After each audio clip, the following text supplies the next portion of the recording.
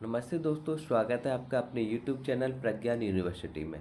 तो हमने assistant registrar का पेपर फर्स्ट सॉल्व कराया था। इसी कड़ी में हम आगे बढ़ते हैं, तो नेक्स्ट देखते हैं इसका। तो हम देखते हैं इसका 51 क्वेश्चन है। यहाँ से स्टार्ट होता है। मध्य प्रदेश सोसाइटी रजिस्ट्रेशन अधिनियम 1973 के अंतर्गत एक सोसाइटी गठन करने के लिए न्यूनतम कितने व्यक्ति आवश्यक हैं? तो 7 व्यक्ति। फिर नेक्स्ट क्वेश्चन है, कम भारतीय कंपनी अधिनियम 2013 की किस धारा के अंतर्गत गैर लाभकारी संस्थानों का एक कंपनी के रूप में पंजीयन होता है? तो धारा 8। नेक्स्ट क्वेश्चन है, किस क्षण घटना से मध्य प्रदेश सोसाइटी रजिस्ट्रेशन अधिनियम 1973 के अंतर्गत पंजीकृत सोसाइटी को कानून असर प्राप्त होता है? तो यह पंजीयक द्वारा पंजीकरण करने के दिनांक से। फिर नेक्स्ट क्वेश्चन है, निम्नलिखित में से कौन सा भारत में गैर व्यापारिक संस्थानों की श्रेणी में नहीं आता? तो सीमित दायित्व वाली साझेदारी। फिर नेक्स्ट क्वेश्चन है, मध्य प्रदेश सोसाइटी रजिस्ट्रेशन अधिनियम 1973 के अनुसार सदस्यों द्वारा सोसाइटी भंग करने के लिए सदस्यों के पक्ष में मत की आवश्यकता होती है? तो 3/5 यानी कि 3/5 हिस्से। फिर भारतीय कर प्रणाली की संरचना क्या है? तो केंद्र, राज्य और स्थानीय सरकारी संगठनों को शामिल करने वाली 3 स्तरीय प्रणाली। फिर नेक्स्ट क्वेश्चन हम देखते हैं, निम्नलिखित में से कौन सा कथन प्रत्यक्ष कर की प्रकृति का सही वर्णन करता है? तो अधिक आयोजित करने वाले व्यक्ति पर अधिक कर लगाना और इसके विपरीत। फिर नेक्स्ट है, निम्नलिखित में से कौन सा कथन अप्रत्यक्ष कर की प्रकृति का सही वर्णन करता है? तो यह उस व्यक्ति पर लगाया जाता है जो वस्तुओं और सेवाओं का उपभोग करता है और इसे अप्रत्यक्ष रूप से सरकार को चुकाया जाता है। 59 क्वेश्चन है, एक संगठन के लिए बजट अवधि निर्धारित करते समय निम्नलिखित में से कौन से कारक को ध्यान में नहीं रखते? तो राष्ट्रीय राजनीतिक नेतृत्व को। 60 क्वेश्चन है, निम्नलिखित में से कौन सा कथन सत्य है? तो इसमें से 2 कथन है। पहला कथन है, किसी संगठन के भीतर प्रत्येक विभाग या प्रक्रिया के लिए कार्यात्मक बजट तैयार किए जाते हैं। दूसरा है, कार्यात्मक बजटों का संगठन के मास्टर बजट से कोई संबंध नहीं होता। तो इसमें एक कथन सही है। नेक्स्ट क्वेश्चन है, प्रबंधन के संदर्भ में निम्नलिखित में से कौन सा कथन सही नहीं है? तो इसमें सी, प्रबंधन एक व्यक्तिगत क्रिया है। 62, किसी निश्चित समयावधि के लिए उद्देश्य निर्धारित करना, उन्हें प्राप्त करने के लिए विभिन्न कार्य विधियाँ तैयार करना और फिर उपलब्ध विभिन्न कार्य विधि में सर्वोत्तम संभव विकल्प का चयन करना, इसमें है नियोजन। फिर नेक्स्ट क्वेश्चन है 63, नेतृत्व के संदर्भ में निम्नलिखित में से कौन सा कथन सही नहीं है? तो ए, नेतृत्व अंतर व्यक्ति संबंध का एक प्रकार है। फिर नेक्स्ट 64, नेतृत्व के प्रमुख कार्यों में शामिल है केवल दूरदर्शिता एवं पहल का सृजन करना।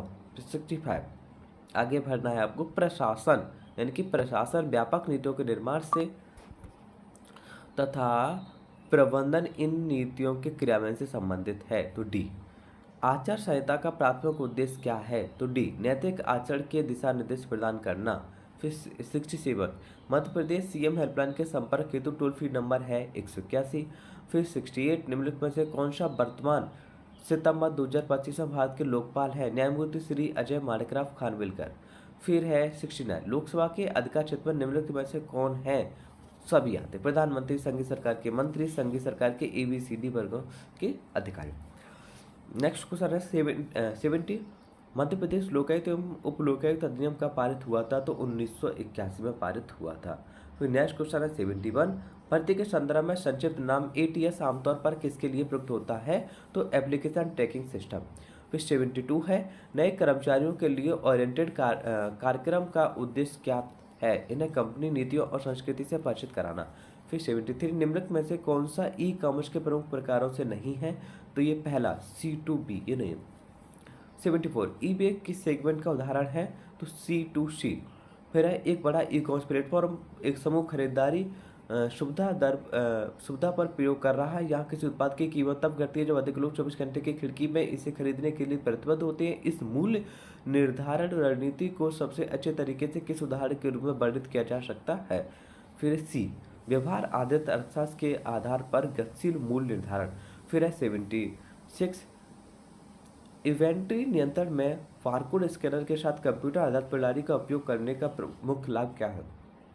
तो यह वह स्टॉक स्तर की वास्तविक समय ट्रैकिंग को और अपडेट के सक्षम बनाना जिसमें त्रुटियां कम होती हैं।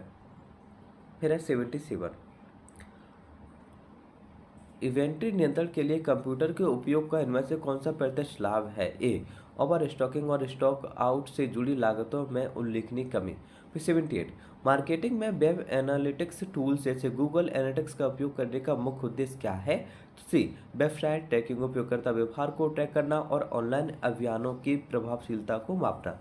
फिर 79, किस वेबसाइट द्वारा पहले आ चुके उपयोगकर्ता को विशेष रूप से विज्ञापन दिखाने की प्रक्रिया को क्या कहा जाता है? पुनः लक्ष्यीकरण।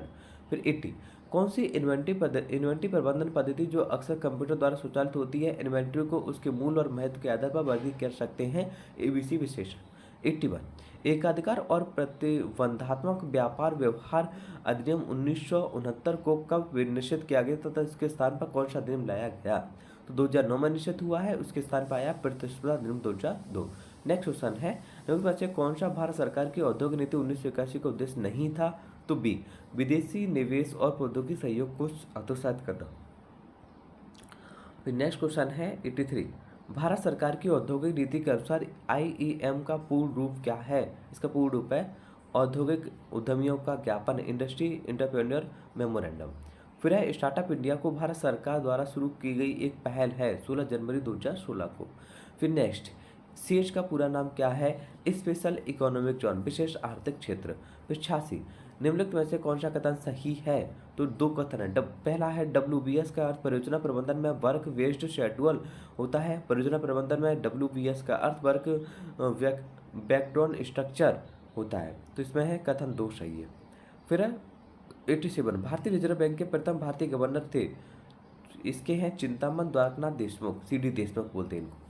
फिर है 88, निम्नलिखित में से कौन सा कार्य भारतीय रिजर्व बैंक का प्रमुख कार्य नहीं है? तो यह है सार्वजनिक उपक्रमों को सीधे ऋण देना।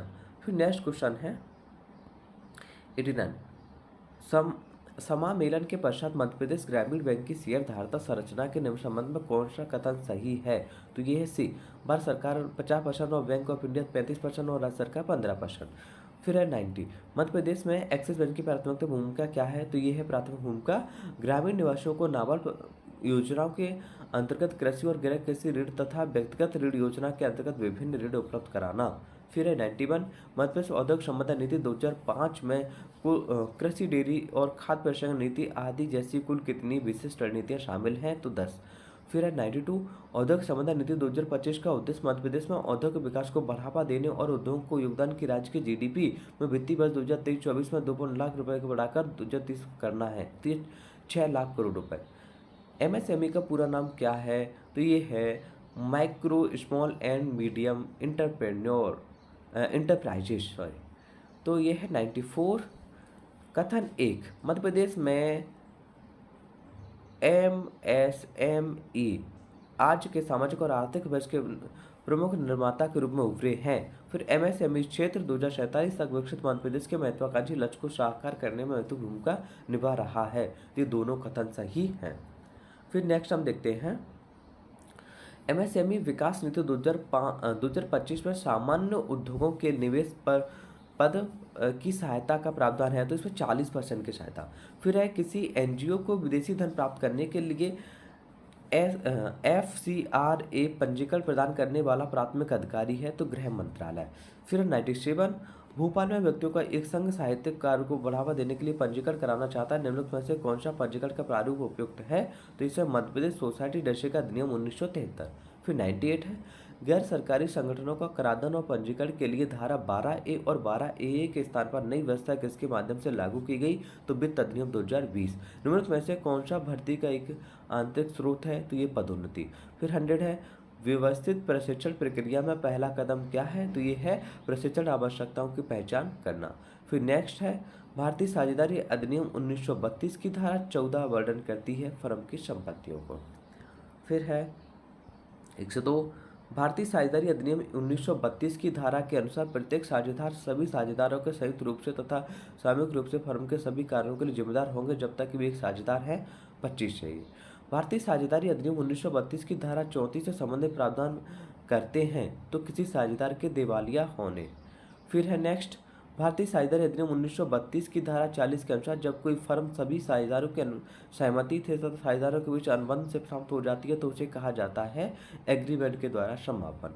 106 स्टार्टअप के दृष्टिकोण से शुल्क मुक्ति और छूट योजना किस विभाग से संबंधित है? तो इसका आयोग ने दोनों आंसर दिए, ए और बी। इलेक्ट्रॉनिक्स और सूचना प्रौद्योगिकी मंत्रालय, दूसरा वाणिज्य एवं उद्योग मंत्रालय। फिर 107 निम्नलिखित में से कौन सा क्षेत्र उत्पादन से जुड़ी प्रोत्साहन योजनाओं के अंतर्गत शामिल नहीं है? तो ये रत्न और आभूषण शामिल नहीं है। फिर 108 है, निम्नलिखित में से कौन सा पीएम गतिशील राष्ट्रीय मास्टर प्लान 7 के शामिल है? तो इसमें है खनन। 109 निम्नलिखित में से कौन सा मध्य प्रदेश उद्योग संवर्धन नीति 2005 का उद्देश्य है? तो इसके आयोग ने 3 आंसर दिए हैं, ए बी सी। तो आपको देखना, निवेशकों द्वारा सहायकों को एक समग्र औद्योगिक परिस्थितियां तंत्र प्रदान करने के लिए विश्व स्तरीय औद्योगिक बुनियादी ढांचा प्रदान करना।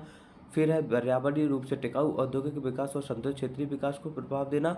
और राज्य के निवेशक सुविधा में सुधार और व्यवसाय करने में आसानी को बढ़ाना। तो ये तीनों। 110 है, मध्य प्रदेश औद्योगिक संवर्धन नीति 2025 अधिसूचना की तिथि से कितनी अवधि तक के लिए प्रभावी रहेगी? तो 5 वर्षों तथा अथवा नई नीति लागू होने तक। फिर है, सुनिश्चित करने के लिए तर्कसंगत निर्णय आवश्यक है पारदर्शिता और जवाबदेही के लिए। फिर है, भारतीय संविधान का अनुच्छेद नागरिकता संबंधित है 5 से 11।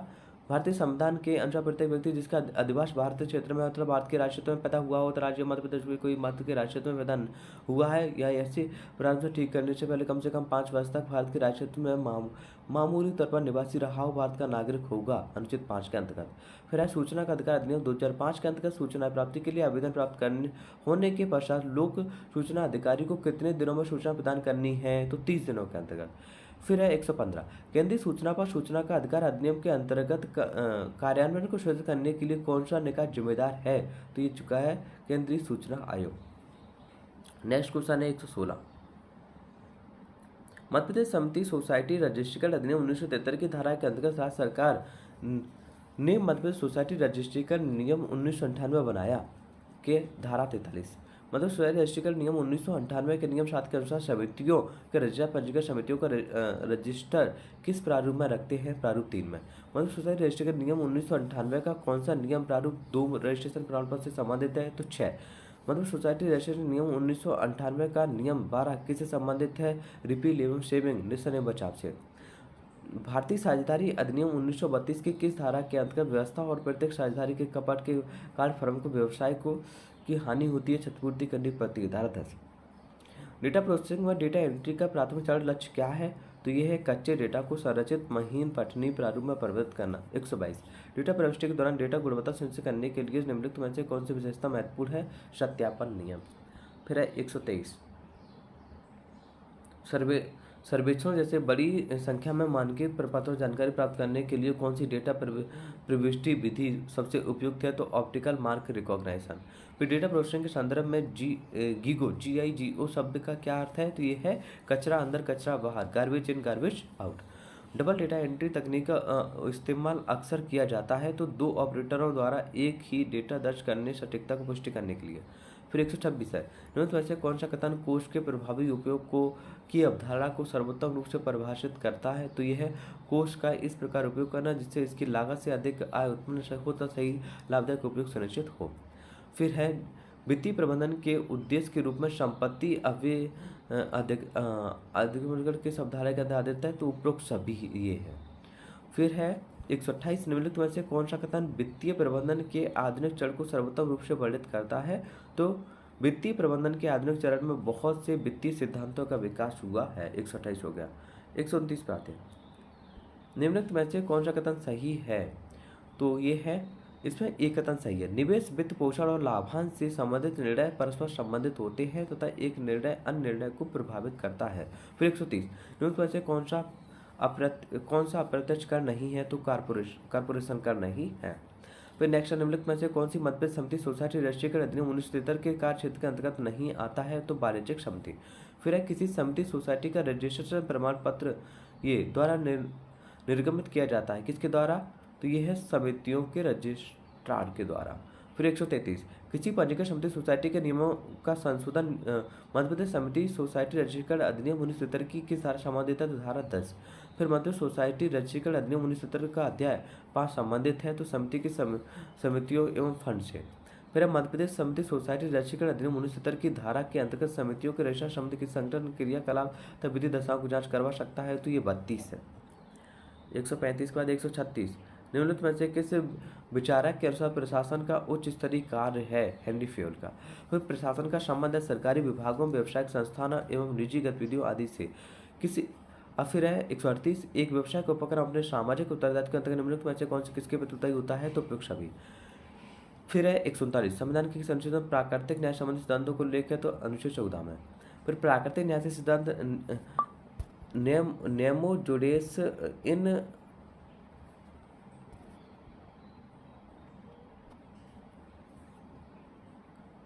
प्राकृतिक न्याय संबंधी नेमो जुडेस इन कासुआ के अनुसार इसका एक है, कोई भी व्यक्ति अपने मामले में न्यायाधीश न हो।